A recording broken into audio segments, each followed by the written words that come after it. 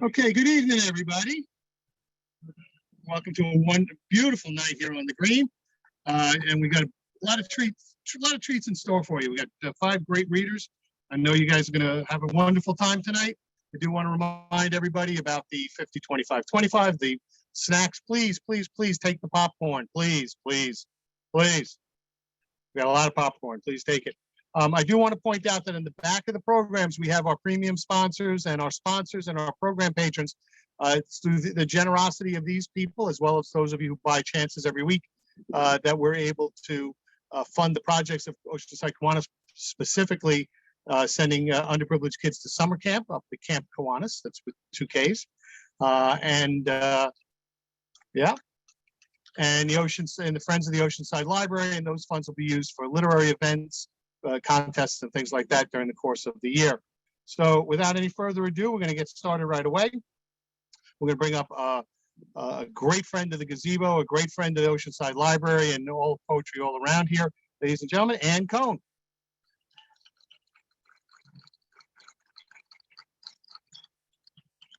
I think you're the only person I'll have to lower the mic. This is great. The mic is already at the right height. So I'd like to thank Tony and the Kiwanis. And for those of you who know me well, I know that you're expecting a rant. So I'll start off with one immediately. This one is called My Name is a 4-letter word. My first name is Ann. Yes, it's spelled with an E. Thank you for asking. Think of Anne of Green Gables, Anne of 1,000 Days, Anne Hathaway, not A-N-N as in Raggedy Ann, definitely not A-N-N-I-E as in Oakley or orphan. My last name is spelled C-O-E-N, like the filmmaking brothers, not C-O-N-E as in ice cream, pine, or traffic. There's no H after the O. Why? Because some Englishmen knocked the H out of it centuries ago. C-O-N-A-N is equally wrong. I am neither a barbarian nor a destroyer. I am not related to a late-night talk show host with unruly red hair. It's not complicated, folks. It's just 4 letters.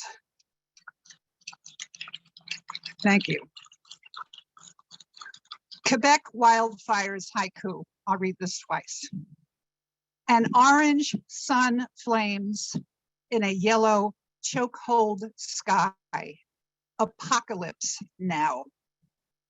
An orange sun flames in a yellow chokehold sky. Apocalypse now. Thank you. This was inspired by my friend Mary Facetta, who couldn't be here this evening, and there's a picture at the end that I will share with you. It's called Provence. Recovery can be painstakingly slow, progress measured in minuscule increments, like work resumed on a counted cross-stitch project that has been abandoned for months. It is easy to miscalculate, placing stitches incorrectly. Knots and snarls pop up like weeds. If only the process were as effortless as unwinding strands of embroidery floss from paper bobbins. Completion may be delayed, but only patience and persistence will transform an empty field of fabric into a vibrant pattern of lavender in full bloom against a cerulean sky. And this is the counted cross stitch, which she just finished. This goes out to a couple of people who've recently had knee replacements. Knee-jerk reaction. a guide to total knee replacement. My leg is turning aubergine, a purple horror movie scene. No suntan hosiery can disguise this swollen eggplant of a thigh. My knee sports staples in a track. I spend my time flat on my back. The daily drill, to be concise, is stretch, elevate, and ice. Feeling hamstrung, old and weary, leaves me somewhat less than cheery. All this pain makes me forget when I last took a Percocet. Muscles and bones vent their frustrations like bickering heads of foreign nations. My recently revamped patella is such a cranky, stubborn fella. I never thought I'd be at odds with my straining, lazy quads. Simply tensing up my glutes is one royal pain in the patoot. But it gets better, I've been told. Each day, some progress does unfold. My medical team is very clever. They've named this process joint endeavor. Thank you.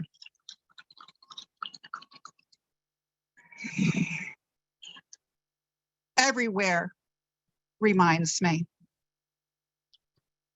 How often do I think of you?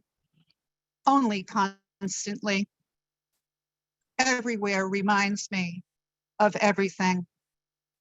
The pungent smell of mothballs and lavender arises as I bag clothing from every decade, every size you ever wore.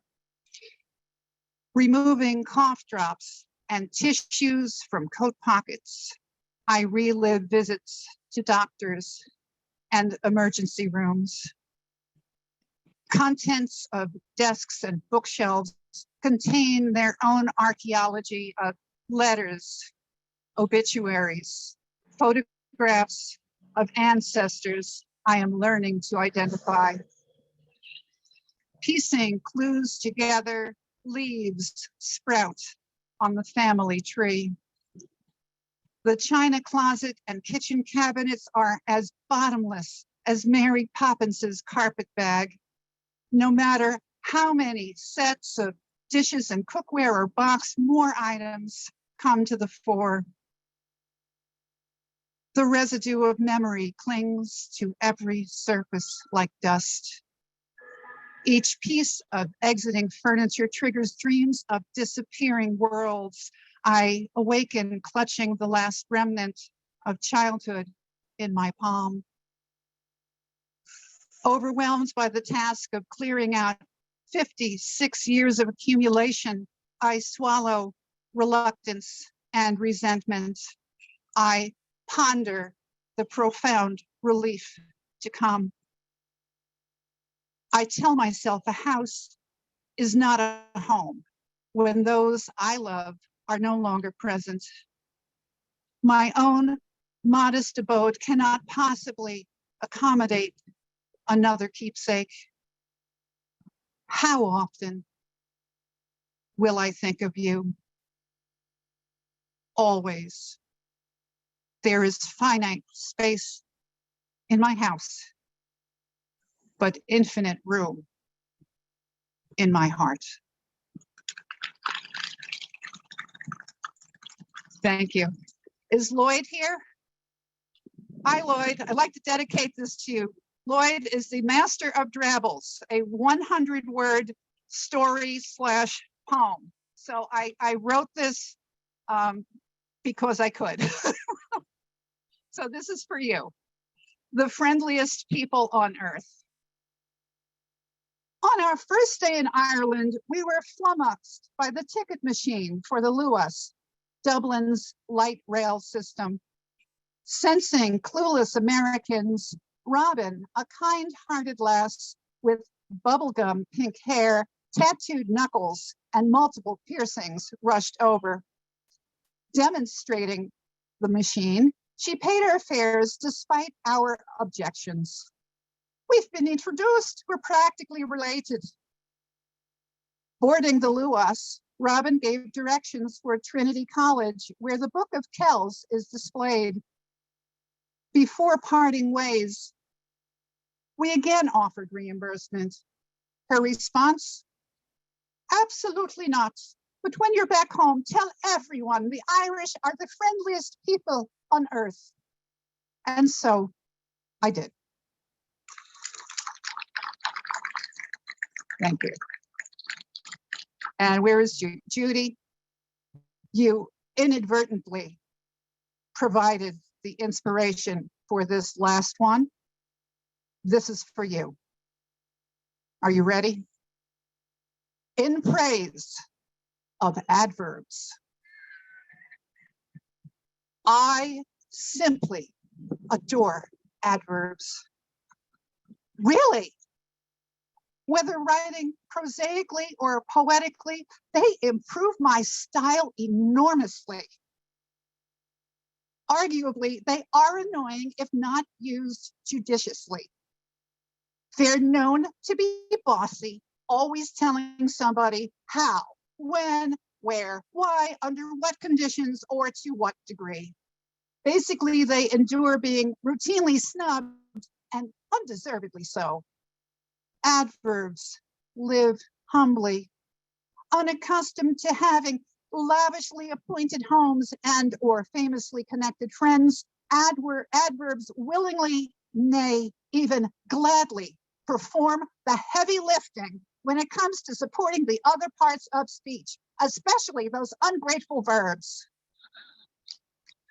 I love adverbs deeply, passionately, almost as much as I love coffee and chocolate. Regrettably, my list of favorite adverbs is impossibly long. This poem may have to end rather abruptly. Adverbs, I hope you'll forgive me. My heart is everlastingly yours.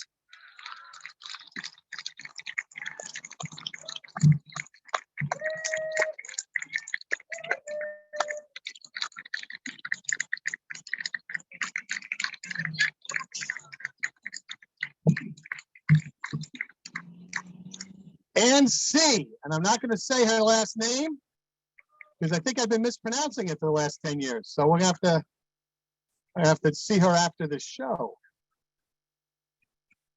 That was delightful. Thank you so much, Anne. All right, bringing up now to the stage for her first time here at the Gazebo. We're looking forward to it very much. Comes highly recommended, ladies and gentlemen, Chanice Cruz.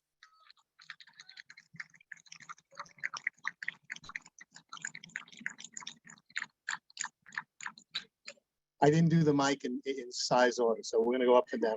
Here we go. Is that good? Yeah. Thank you so much for inviting me to this event. Thank you so much to Tony and Oceanside. I'm just very honored to be a part of an event that does so much good. So I'm very happy to be here and thank you so much. The first piece I'll be reading is How to Be Eaten by a Butterfly. Become vulnerable without apology. There's no use for cover-ups, masks, the poker face. Do not flinch when skinny legs land on your upper thigh. I know you're squeamish against such fragile things, but be stone stomach, clear throat. No need for vomiting now. Lay under your memories. Try to think beautiful as she starts to pick little clumps of your flesh and stuff them into her mouth. Let her be glutton. Remember your mother's best smiles. Put them in categories. 3 hours, her overstuffed mouth invites her friends over to the festival of your body. Do not tense as they pick at pieces that had never been touched, whole, loved. Think your mother's death, how friends came to cry with you. When your ex-girlfriend drove miles to kiss you, do not let them take your lips, clench. Your body was a skyrocket afterwards. He knew it was only a kiss to her, so why want more anyway? Those are only feelings you admit to your notebook. It is dangerous to count the reasons to stay. There's a rabble of butterflies eating away at the Natalie of your chest. It is a matter of hours before they squeeze themselves between rib bones and find your heart. Be patient. It is all over soon.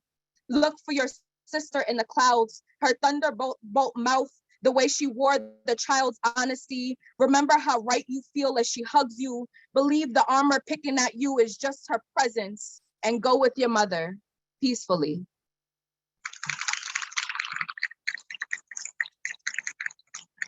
Lion's tooth. At 5, I picked a pair of dandelions growing between the crack in the sidewalk, held the petals of the flowers too closely to my abuelita's lips, and begged her to take my wish. I ripped a pair of weeds nicknamed Lion's Tooth. To live in the hood, you must be part beast. I grabbed at the fully bloomed feather-like plant from the breach in the sidewalk on my way to school. Their shared leaf screams muffled in my tight fists, the roots shrieking signals to the head to stop springing petals from its brain because they are dying. At 5, I couldn't step over the surviving dandelions, the rift on the sidewalk in Brownsville that beauty could still grow through, that wishes live inside this fracture. We lived in Newport Gardens apartments and all we had was this fissure of beauty. I found a lion's tooth in the gap of the sidewalk, thriving to be a garden, but my 5-year-old hand grabbed the hollow stem, and some might call it a pesky little thing, but it was all we had, a genie that would give my abuelita more.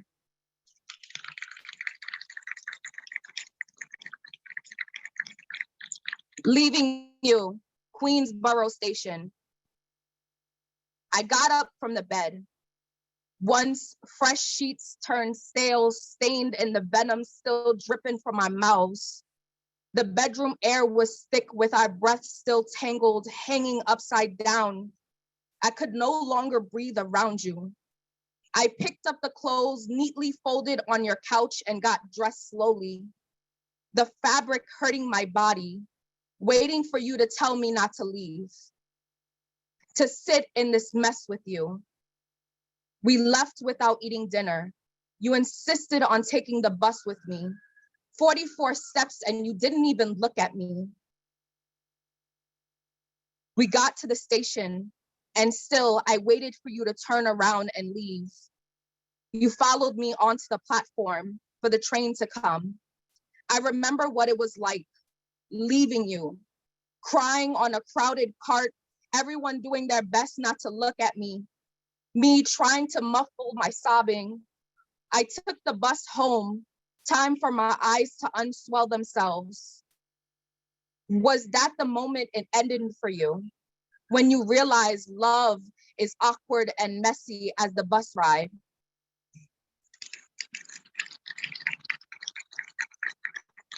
This is called Kitchen Tiles. It's actually one sentence long. So it was like a little workshop thing. Kitchen tiles. We dance. The kitchen tiles are cold under my bare feet when she wraps her hands around my waist, reminding me to take a moment or two. When the water meant for pasta don't need watching.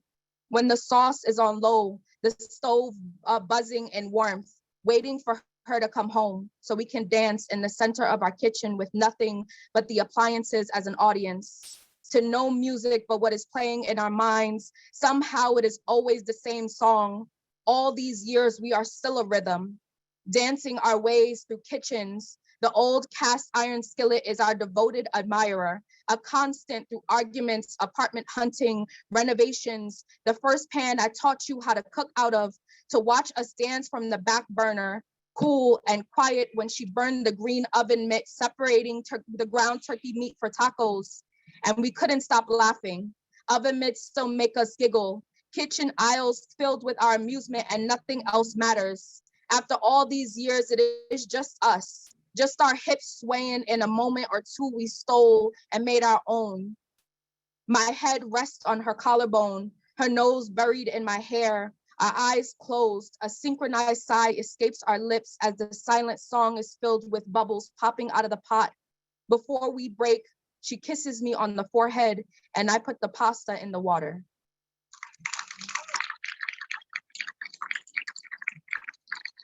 Dominican dreams. The totones are hot.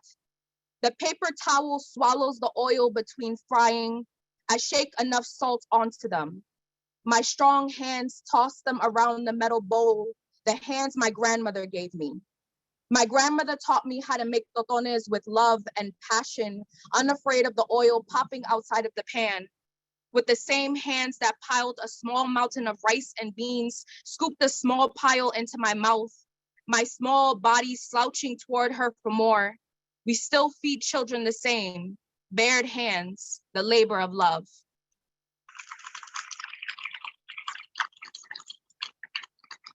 My abuela's window. Mommy taught me that God lived on abuela's window, between her white candles and an altar of dead relatives who she still prays for, was supposed to meet God. Can you feel him? Can you feel him? Her arms stretched, trying to find him in the last warm breeze that September had to offer. I couldn't say I never felt no God, never heard the wet mouth open in the darkest hour, not even a whisper. The windowsill sore from my cracked elbows, looking for her God. In the thickest scream, I've been soaked in tears, only to find more tears. I never felt the hand of God burned into my shoulder, pulling me from myself. In my abuela's tired hands, her hugs filled my nose with rose. God never spoke. I didn't feel God on her cold lips. A last side prayer. Did she feel God in her last breath? I felt the hair of death on the back of my neck. Her breath tangled in my name. Felt her cold hand wrap around a heart. A skipped beat tickled my lungs like a cello. The midnight bruise left on my pelvis. A swollen reminder I am hers. Death and her white hand on what remains on the windowsill.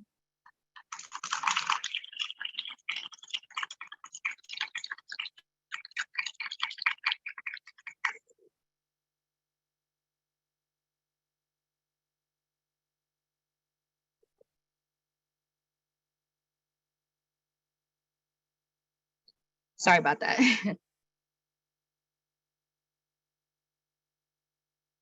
Last kiss. The last time I kissed my mother, she didn't tell me she was gone. It was the last time home coiled around my body. Somehow, her stiffness felt so alive under the right side of my face. Ears, once only worn for finding her heartbeat. There was a chill in the air the day of her funeral. It was June. The last time I kissed my mother, nobody looked into her eyelids. Everyone bought tears in their pockets. The salt room burned my eyes. Nobody wanted to touch her, but forced themselves to anyway. My thumb outlined the outside of her collarbone. Palms washed away all the nervous fingers from her skin. Some wishing it was someone else and others thankful it wasn't them. I touched her soaked cheeks, their thoughts ripping through the tips of me. I couldn't feel her anymore. Wiping so many lips left printed on the back of my hand, I kissed my mother for the last time. Every filled hole now drained from my body. When I kissed my mother, it was our last moment together, the last memory. My Latina Snow White with no way of waking up. I never looked back, eyes always away from who we used to be. They all made sure to hug me afterwards, hands like rose thorns scratching my back. I still carry ghost scars everywhere I go. One more? Okay. I've been playing around with this thing called a duplex. It's a Jericho Brown sonnet, like shortened. So if you want to look it up, it's called the duplex. This is called the death duplex. After Suicidal Thoughts by Notorious B.I.G. I don't know if everybody know that song, but death is fucking calling me, ma. By 6, we've been to more funerals than birthday parties. I know caskets more intimately than goodie bags. Death was a regular, welcomed her with opened arms. We kept opening our door to death, welcoming her again and again. By the time it was your turn, I could feel her coming. By the time she came for you, I'd had her cool presence memorized, her sweet nectar kiss caked on my cheek, her smile so high fructose corn syrup so addictive. Is that why you died with a smile on your face? Did you taste something sweet on your way out? She's not sweet anymore. She's getting louder. I'm trying to ignore her calls, but her growls grow deeper. Death is fucking calling me, ma.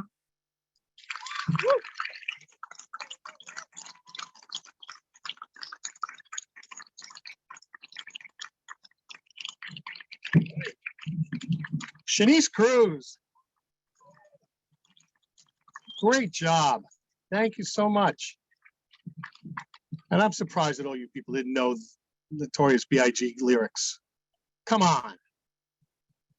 Chanice, absolutely wonderful and a great new voice to the Gazebo. We hope to have you back here many, many years to come. All right, bringing up another newcomer now, MT Pariti.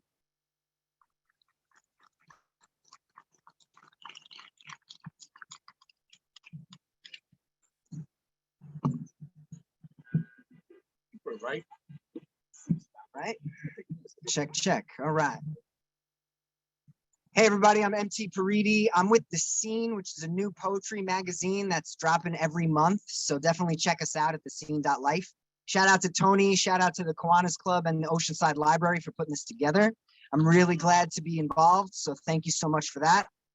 I think I could do 10 minutes from memory. So let's see. This first piece is called Life Without Fusion. It's kind of about my process and a little bit about mental illness. You know, I wouldn't choose this if I had more choices. If I had a way to live without all the voices. If I didn't have to write, filling up the pages with everything that bubbles up, the sorrows and the rages. A foreign world. Who gets to live without the need to shout or conversate with themselves to figure it all out? To not bleed black ink or graphite gray, to not need the brink or have to say every goddamn think that floats your way, any flawed spam stink any time of day. No need for a notebook to be close at hand, no compulsion that ignores anything that you planned. To move on from a thought and not get stuck in it, like I'll leave this here, put it up and just pin it. To enter a game and really believe you can win it. Because focus will keep your eye on the prize. You play by the rules, you stay the right size. Not too big or too small, too much of it all, too many a fall and a fail. To fly then to stall, denied your one call, curled up in a ball, time to bail.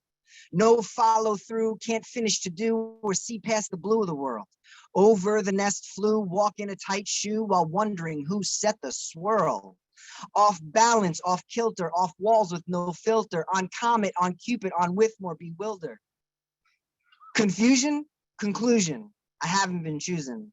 This delusion, intrusion, my life without fusion.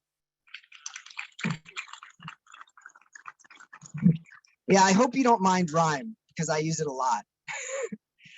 This next piece is called Fine. Sometimes people ask you how you're doing and you don't really want to tell them. And so you just say fine. And that's what this poem is about. When someone asks me, how am I doing? Been chasing imagination, yet I can't seem to catch it.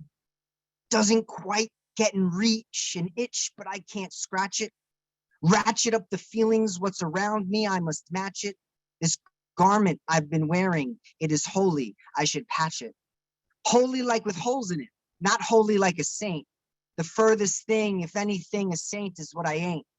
So much life I've squandered, so much life I've wasted, so much life to ponder over all the things I've tasted. Forbidden fruit is sweetest when it's plucked right from the tree. When society's elitists gatekeep what should be free.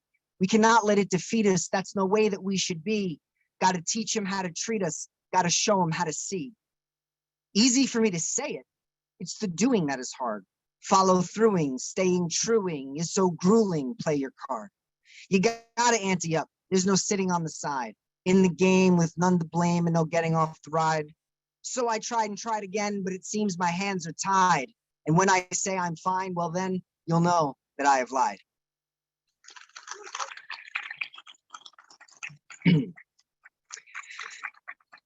This next one is called A Disordered Soul, and it's about being diagnosed bipolar.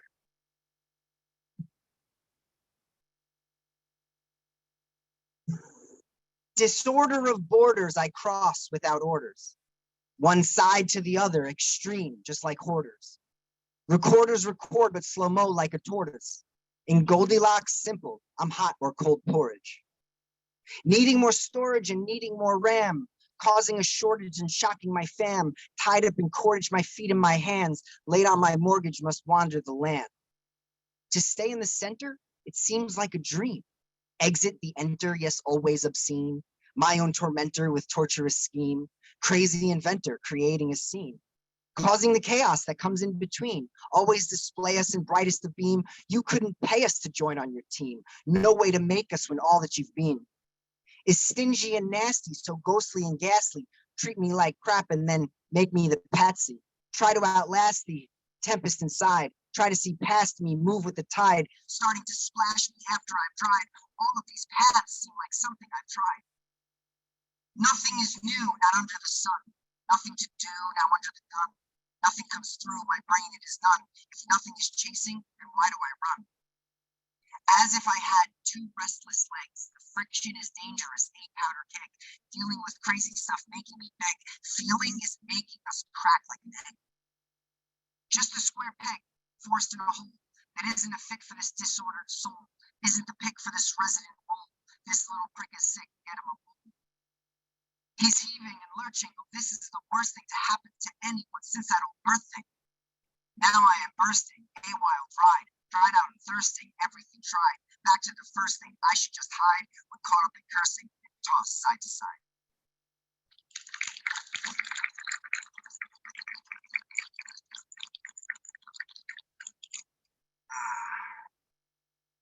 All right. I guess I'll do this next piece is called Enough is Enough.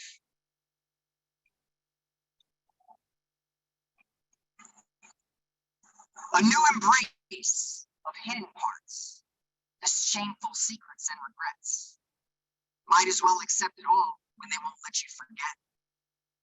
Clean up on aisle me, you see. I bring us all together to mop the mess I made, behaved unruly as the weather. Acting out and acting up, this is not an act. What's the use in punishment for all the things I lack? Banished for believing that I deserve a home? Stranded and abandoned for feeling so alone? Please make up your goddamn mind. Too much or not enough? My brightness is the kind that blinds. My smooth is just too rough. Oh, so selfish, self-centered, yet lacking in self-care. Labels tossed, scattered about, they waft on winds unfair. You say it doesn't revolve around me while standing in the center of a universe your own, reality augmenter. Your gravity is dwarfing. How could I resist? How could I perceive another way to live? Of course I couldn't see myself up in the stars. You boxed me in and locked me up, life sentence behind bars. Enough is enough is enough is enough. I'm tired of your lies. You told me that the sun don't shine while denying me the skies. Convinced me that I'm going nuts. Told me the gas light's off. And when I stop to get more fuel, screech tires and you're gone. Revealing only what you lack, gatekeeping human needs. Confining your compassion to quid pro quo duties. No more passing off the buck or casting off the blame. You made round holes that squares don't fit. No two pegs are the same. You want to see conformity without consideration. Diversity gets blown to bits, our own obliteration.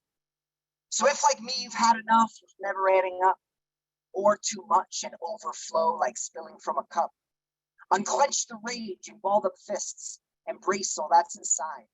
You only broke to let more in, so keep your arms out wide.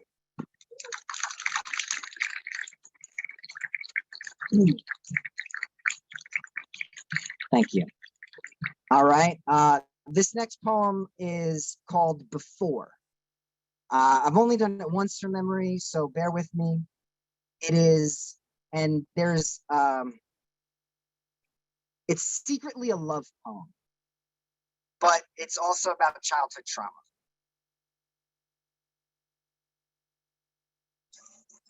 Will you come away with me to a place that was before? Before wet beds, before smacked heads, before the fear was at the door? Will you come away with me before the tears and screams? Before we knew the skies were blue or grass was seen as green? Before we were taught all kinds of words, where is was all there was? The sights and sounds, the bright and loud, the focus and the fuzz. Will you come away to when teeth just meant a smile? Before the bites, before the fights. Yes, this could take a while. We'll have to go to way, way back to when the sleep was safe. I'll try to give an exact day. I don't recall the precise date. I guess that we'll just have to say, before the whispers in the night, still okay without the light. Before be still, before the hush, where blood was bond and family trust. So will you come away with me? Please, truth, no lie, just stay with me. To share your care and day with me, conspire and breathe your air with me. I need someone to tell me, please, when hope was real and there was bliss. Pain just from some scraped up knees, then blown away with but a kiss. Was there a time when innocence was natural as the rage? Before we burn these bridges down that placed us in this cage? You'll need to come and break me free and weave your wild words. You'll sing and laugh and dance with me. We'll swirl and spin and twirl. The winds are hurricanes of me, so spread your arms out wide. They'll take us to before we knew. For safety, you should hide.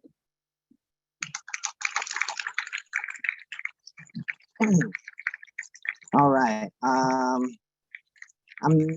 can't remember which poems I memorized. I don't remember which ones I memorized, and I can't think of them. So I have my notebook.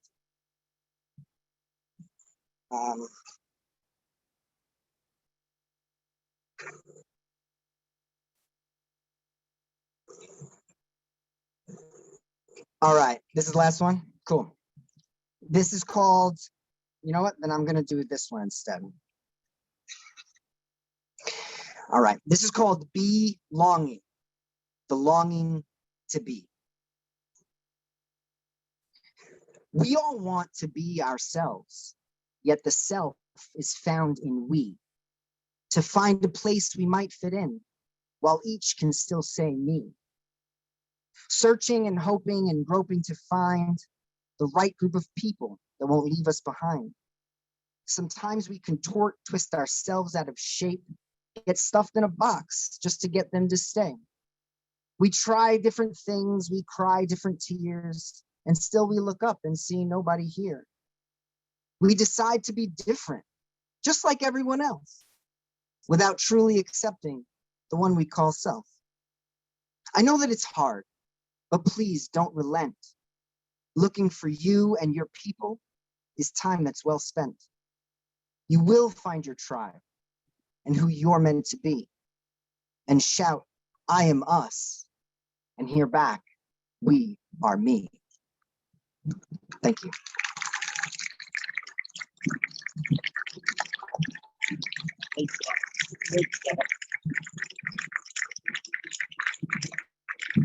MT Pariti. Absolutely awesome. Oh, we're having a great night here, huh? All right, now next week we have Christina Rao, Jerry Zezima, Larry McCoy, and I'm going to have to learn how to pronounce his last name before next week, and that's Indran Amarathanayagam, I think it is. I'll get it down. I'll practice it. I'll learn that, and then I'll learn how to pronounce Anne's last name.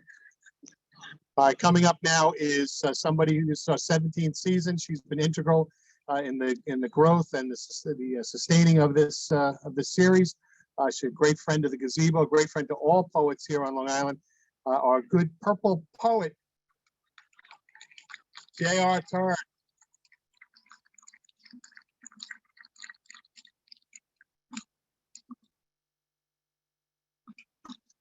Super. Thank you. Hello, Oceanside. Can hear you. Hello, Zoom in. So, thank you. Thank you, Tony. Thank you. Oh my gosh, the ladies at the book table. Oh yeah, they have refreshments too, but the ladies at the book table. Thank you, Kiwanis. Thank you, Oceanside Library. And thank you all. Great group of readers. I'm honored to be here. So I am reading from and celebrating Dog Speak. This is 24 poems written in a 24-hour poetry marathon in the voice of dogs. So think of it as a day in the life, so to speak. I am dog mom. I am dog mom rescuer for 10 dogs over 38 years.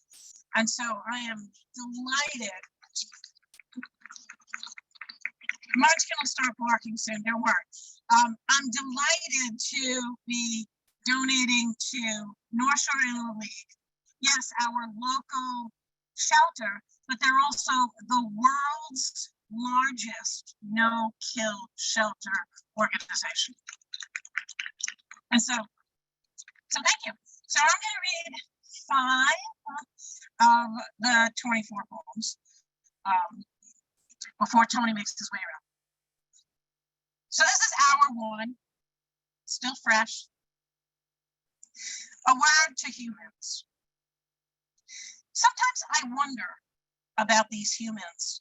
Their manic mood swings about the least important stuff, like what to wear, where to go, what to eat, who to go with or without, who pays, who drives. It drives me out of my canine head to think that they are stressing themselves.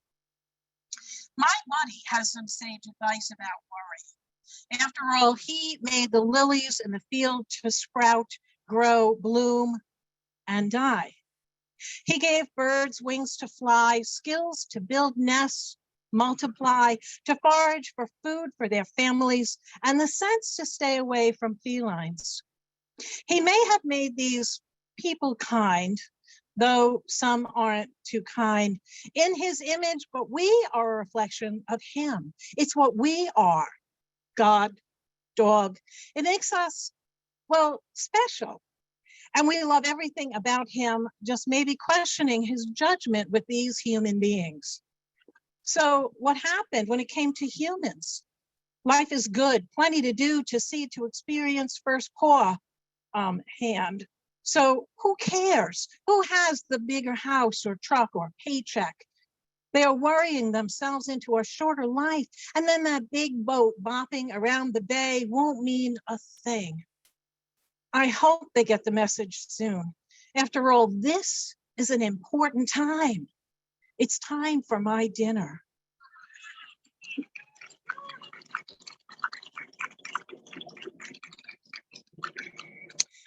Okay, so this is hour 7. Nothing better. Bacon, bacon, bacon. We love bacon. Bacon treats, bacon kibble, bacon gravy on bacon, potatoes, bacon in, on, with everything, bacon. You humans are odd. Bacon raw, but never crisp, bacon crisp, but never raw, bacon strips warmed over, but we don't care. It's bacon. Bacon in the middle of 2 slices of bacon on a bacon bread sandwich with a drizzle of bacon on top. Homemade bacon cookies, hint, hint, wink, wink, bacon. We love bacon better than anything. Bacon chews, bacon bones, bacon toys, bacon sticks, bacon. Nothing better than bacon, bacon, bacon. Oh, chicken, chicken wings, chicken skin sizzling, chicken treats, chicken kibble with chicken gravy, nothing better than chicken. Oh, wait, beef.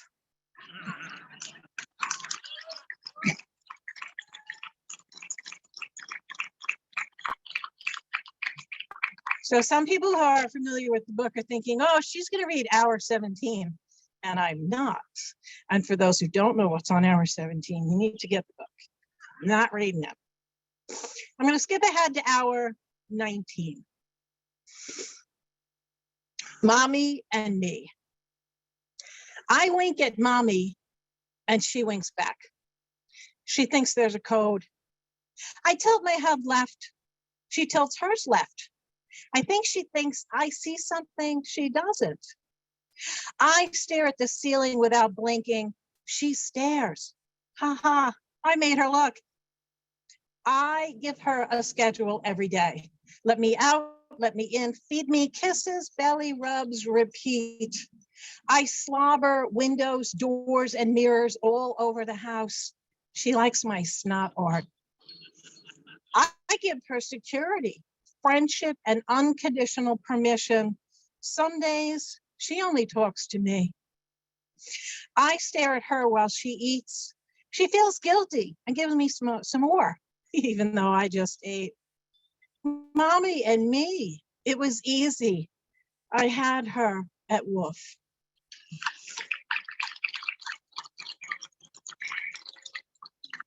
Okay, so this is hour 23. A little tired, just a little. And in pops my head, the other dog who's not here. Gumbel's 140 pounds and still growing. And his favorite words are, I'm hungry, mommy, I'm hungry, daddy. So we tell him he needs a job. So hour 23, apparently this popped in my head. Employment application. Name, the dog.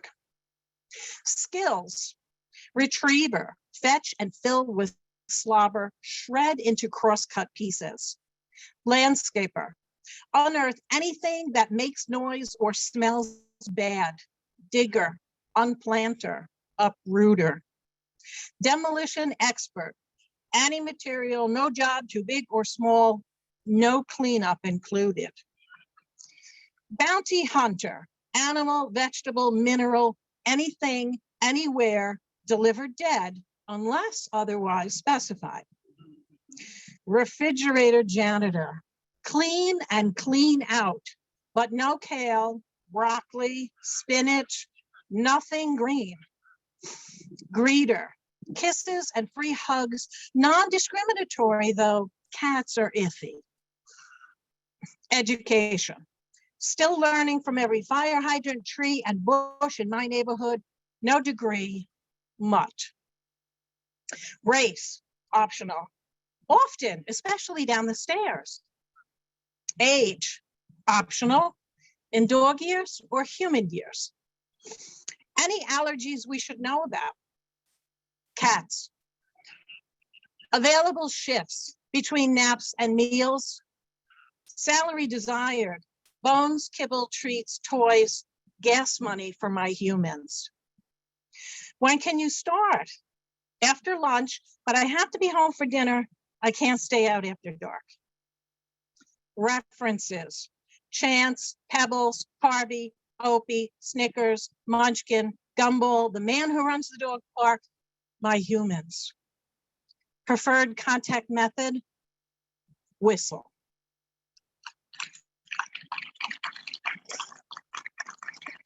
Okay, and my last poem.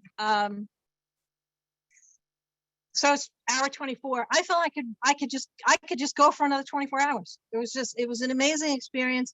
I enjoyed it. I loved everything, obviously, that I wrote. And so, but I knew it was over. And so in dog speak, the last poem is called Serious Speak. I know you don't like serious conversations, but we need to discuss something. It's important. I need to know that you will be okay when I have to leave. No, I don't know anything you don't. I just have to be sure while I'm here that you will find a life without me. We've had fun together, laughed, cried, learned what we want and like, what makes us who we are, what keeps us together as a team as family, as soulmates. So wait a little while and get another dog. You're not replacing me. You're taking on my spirit in a different breed and color and temperament. Don't think I'll make it easy for you. Training is important. Thanks. I'm glad we had this talk. Carry on. Okay, let's play. Can I throw the ball this time? Thank you all. And North Shore thanks you.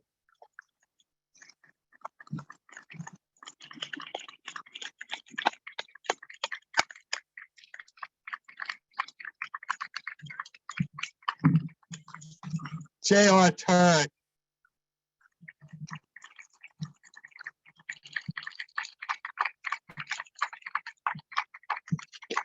Whoops. Thank you very much for that. All right. So our first year here, we had Max Wheat, who was our first Nassau County Poet Laureate. And we were also blessed to have George Wallace, who was our first Suffolk County Poet Laureate. And over the years, we've had most, I don't know if we've had all of them, but we've had most of the Poets Laureate from Nassau and Suffolk, and even a couple from Queens. So we are just delighted that one of our longtime friends of the Gazebo, she's appeared here almost every year, if not every year. We are just so happy and proud that she is now the Suffolk County Poet Laureate.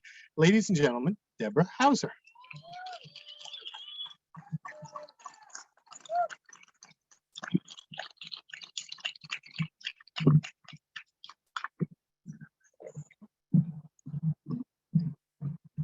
Thanks. After the wedding, they never dance again, except as required at state functions. The glass slippers forgotten at the back of the closet. She wears Uggs and Crocs. Sleeping Beauty calls. They talk about starting a girl band, but the timing is never right. She writes a blockbuster memoir, Cinders, about her fairy tale rescue. Confesses that even the palace is full of ashes to sweep when you're a woman. The marriage falls apart when he sleeps with her stepsisters during the book tour. She sells the glass slippers on eBay, goes back to school for a degree in women's studies, writes a second book on feminist philosophy, How to Survive Happily Ever After.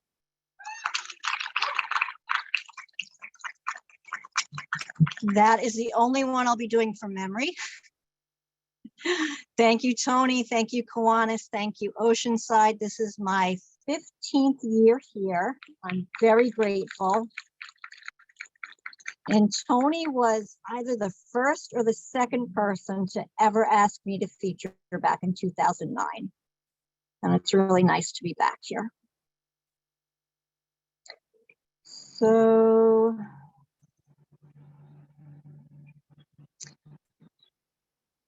I'm partial to Cinderella, but I also try to think about the story from other points of view, and I wonder what the stepsisters would say if they got to tell their story. So the stepsisters on Oprah. Cinders, that whiny, anorexic, depressive, pranced around here like she was too good for us. Always had her pert little nose stuck in some book. We'd hear her vomiting in the bathroom after dinner, those stylishly tattered gowns falling off her shoulders. At our house, we didn't have servants to cook and clean. We only asked her to take her turn sweeping the hearth. She turned it into a federal offense in that phony memoir of hers. She took Prozac, cried every time we tried to talk to her. But she didn't have it any worse than the rest of us. No one remembers that we lost our father. Then she married us off to those minor lords. We had titles, but no money or land. We hated being ladies of the manor. The prince was handsome, but not very smart. He was heartbroken when she ran off on that book tour. We paid a condolence visit. It was our duty. It's not our fault he was a player. He promised each of us those slippers. We were going to Weight Watchers. In a few more weeks, they would have fit one of us if that witch hadn't sold them on eBay. And those golden locks, Clairol, number 87. And there are no mothers in fairy tales, only evil stepmothers. So this is the stepmother's reprisal. Fairyland is a grim place for birth mothers. The survival rate is low. Young, idealized corpses litter the kingdom. No one auditions for the role of stepmother. I was a widow, a single mom, struggling to raise 2 girls on my own until I met her dad. I cooked her meals, sewed her clothes, cleaned her room. Sure, there was the usual rivalry between stepsisters. She had big plans, that precocious stepdaughter of mine. Swept away by romantic fantasies, she married a prince. Now the honeymoon is over and real life has begun. She comes running back home. What's a stepmother to do? I listen to her cry. Her prince is a frog, her coach a pumpkin. The castle is drafty. The princess-in-laws are catty. Rock and roll isn't allowed at the manor. And my favorite, the queen mom-in-law, is mean to her. I listen, bite my tongue. I think to myself, wait until the royal heirs are born.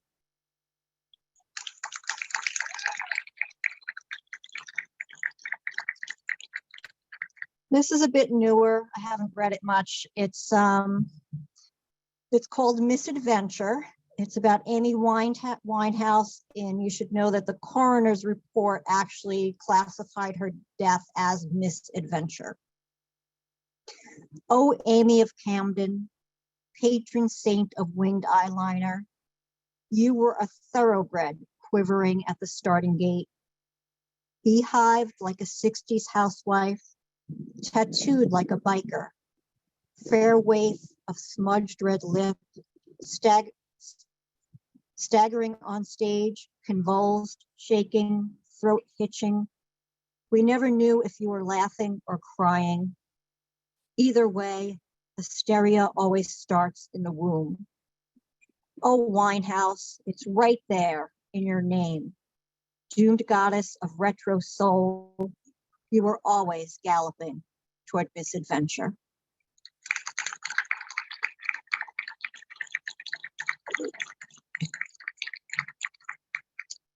I'll read just a few sections from my chapbook, Ennui from the Diagnostic and Statistical Field Guide of Feminine Disorders. Any sales tonight, I'll donate the full sale to Kiwanis. And the ones in the back have ribbons on them so that they also make a good cat toy, I'm told. This is written like a medical manual. If a condition called living under the patriarchy was an actual medical diagnosis. Pronunciation, ennui, ennui, also Henry. Etymology, mid-18th century French from the Latin mihi in odio est. It is hateful to me. Compared to annoy, annoy.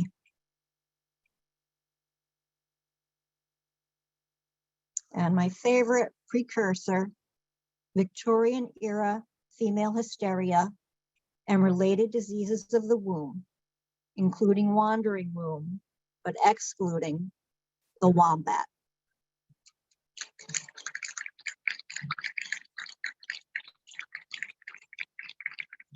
This next one is a card on a postcard or a board side.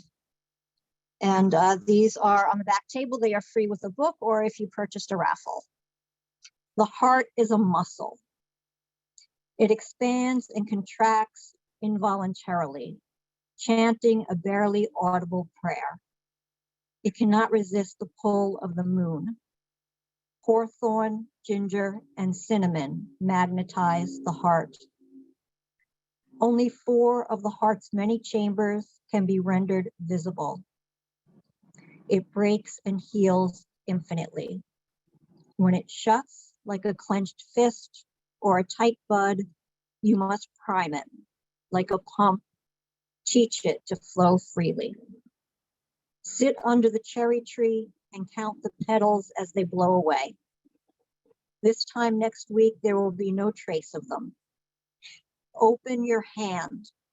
Let go of the blossom you've been holding on to. You must find a new metaphor. Pink confetti flutters to the ground.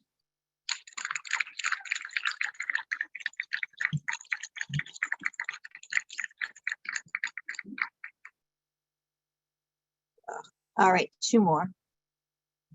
The next one is about those special moments in your life that are especially vivid and intense, and they could be big, exciting moments, or they could be small, quiet moments. The Book of Hours. How many hours did I spend hiding in that paneled basement, my adolescent refuge, reading novel after novel with such intensity that sometimes I succeeded in becoming invisible. Every moment in Paris was illuminated. The Louvre, the Eiffel Tower, even the hour after we argued and I cried and drank red wine from the bottle and discovered that green olives were an aphrodisiac. The hours spent in doctors' offices, on metal tables, in paper gowns, followed by the days waiting for the phone to ring with biopsy results and the silent minutes after I took the call. The hour today at the beach, alone with a peach and a book, watching the gulls glide over the bay before sitting down on a wood post, before I brush the sand from my feet and trace my steps back home.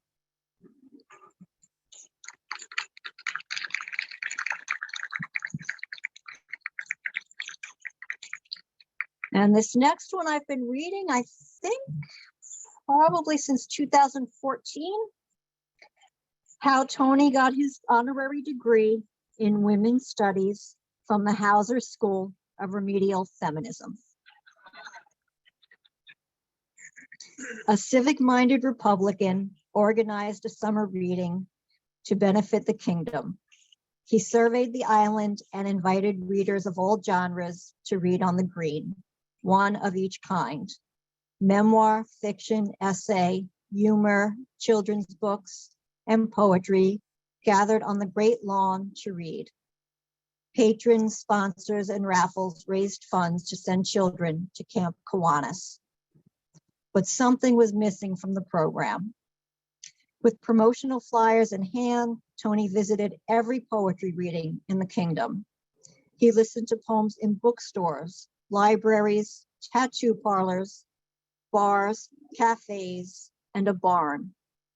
In the fabled land of Babel, he was bewitched by a strange creature that masqueraded in the form of an ordinary woman.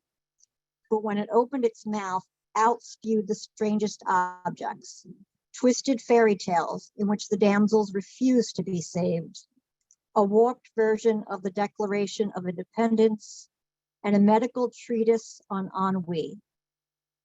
Possessed by some masochistic force, he invited the kingdom's most strident feminists to read at the Gazebo.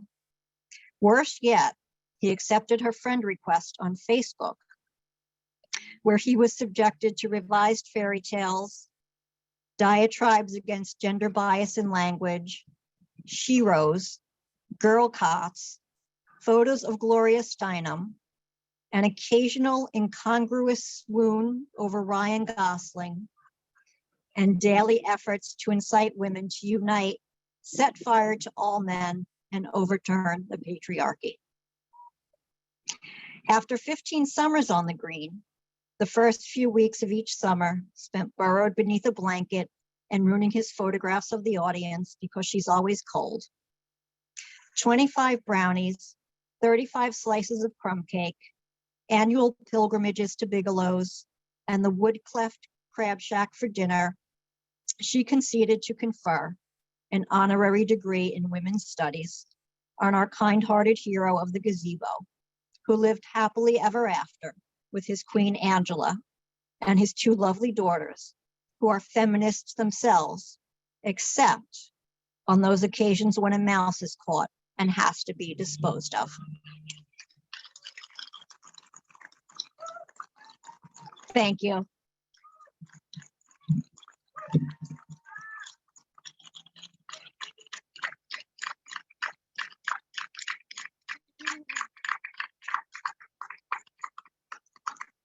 Right.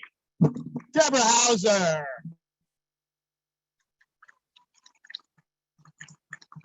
And you should only know what my girls are putting me through every time we're together. I've earned that doctorate. All right, let's hear it for all of our readers here tonight. What is a great lineup all the way around? All right, so tonight's winner gets $46. Right, Ange? I added it up right, $46. And that's going to go to Chris Barber. There we go. All righty. Now I'm pulling 4 more. You don't win anything tonight, but you go into the grand prize. Ann and Joe C. Not pronouncing that last name till we talk. Rita M. And that's actually what she put here. So I assume it's Rita Month. Okay, and Pat Roth. And finally, Munchkin. Want to thank you all very, very much. I want to thank my fellow Kiwanians for all their work and the ladies in the back. And thank you all. And we'll see you here next week for another great lineup.